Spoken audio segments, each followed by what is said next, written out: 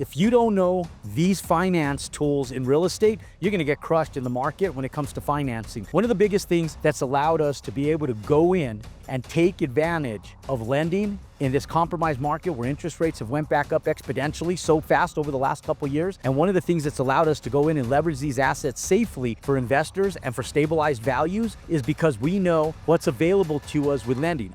These two government-assisted loans will help you both with multifamily and it'll help you with single family. With single family residential homes, if you're a single family person trying to buy a piece of land, build a house, and generate profits, or going in and you're doing a fix and flip, you need to pay attention to what I'm talking about right here. So there's a construction to perm loan through FHA financing. This construction to perm loan is specifically made for ground-up construction. This loan will give you 97% leverage, which means they'll finance provided that the comps support the area and the build that you're doing. So if you have comps in an area, and let's say for sake of example, houses are selling for $900,000 and they're between 2,500 and 2,700 square feet, you can go in and you can get an FHA loan to build a house that's like those ones that are comping out in that area. And you could come in with less than 3% down on your loan. And here's what's really cool, is that the bank will actually give you credit on your soft costs, which is your survey, your architecture, your down payment to buy the land. They will give you credit towards that 3% on some of the bridge money that you're utilizing to get permits done. So if you go back and you watch some of our content in prior videos, you'll understand, you'll better know that those costs have to be done in order to get lending. So there's always on a single family home about $15,000 on any single family home. So if you have a 2,500 square foot home, and let's say your architect or your draftsman's charging you $1.50 a square foot, you're going to spend right around $2,500 to $3,500 to get your plans done. Your survey work's going to cost you about another $1,500,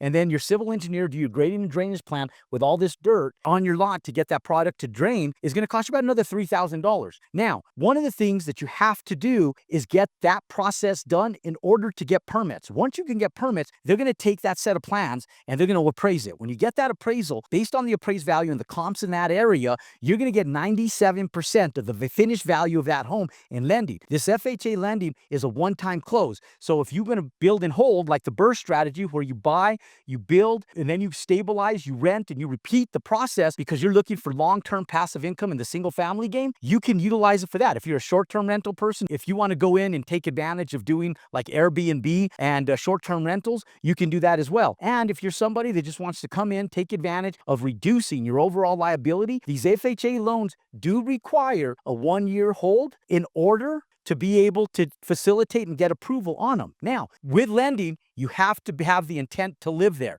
That is the requirement by FHA. But if for some reason you can't, for unforeseen circumstances, there is no early payoff penalties. You could sell the home, exit the property and the loan, and still be able to take advantage of the build and construction cost on the front end. So this FHA build to permanent loan is an amazing opportunity for single family investors and single family long-term build and hold people that want to take advantage of inexpensive lending. Now, for you commercial multifamily guys, one other thing on that. If you go in and you build a duplex, that FHA lending applies. If you build a triplex, that FHA lending applies. If you build a fourplex, that same FHA lending still applies. Now, if you get over 4 units, you go to 5 units or above, that's where HUD comes into play. And here's what I love about HUD. Now, I'm going to give you the pros and cons about HUD. When you come in, if you build it through HUD financing, you do have to pay prevailing wages and it is more expensive to build. So what we do is we typically go after traditional, conventional construction lending for the build itself. But we build under the HUD guidelines and we get our Green Build or Energy Star Green Compliance certificate. We get our HUD lending on the back end at stabilization. So we land up doing with HUD, which is awesome, is we come in, we build to HUD specifications. Now, there is some front-end expense to getting HUD certified. And I usually tell people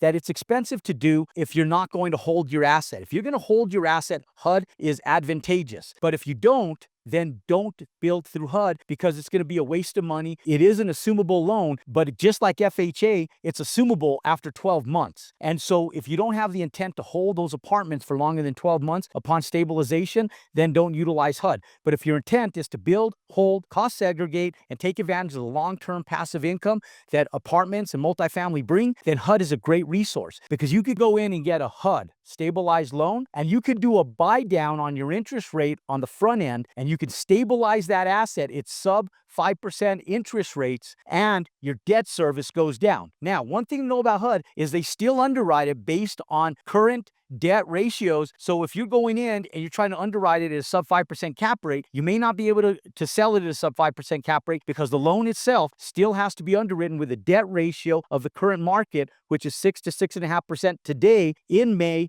of 2025. So whenever you're watching this video, but understand that on the hold side, if your debt is sub 5% and you underwrote it at a 6.5% cap rate, you're going to make the 6.5% cap rate on the equity stance that you hold, which is going to be 25 to 20%. And then on the other 75% or to 80% that you actually have financed, the difference between what your debt service is and the cap rate is, you're going to make that in proceeds as well, which is a win-win situation. So if your stabilized loans at 4.5% and your debt coverage ratio is underwritten at 6.5%, you're going to make 2% on the other 75 to 80% that you have debt coverage on, which is a win-win situation and increases your cash flow, which cha-ching, cha-ching, cha-ching, just increases your bottom line profitability and what's going into your pocketbook. So look, government-assisted loans are great. There is a little bit more requirements to facilitate in order to do so. But if you do it on the front end, when you're working on your entitlements, your architecture, your survey, and your engineering, the profitability in the back end will continue to pay dividends for 35 years on your stabilized loan or until you refinance or sell the asset long term. Government-assisted loans will give you bandwidth and execution. Look, for more content just like this, click and subscribe to our YouTube channel,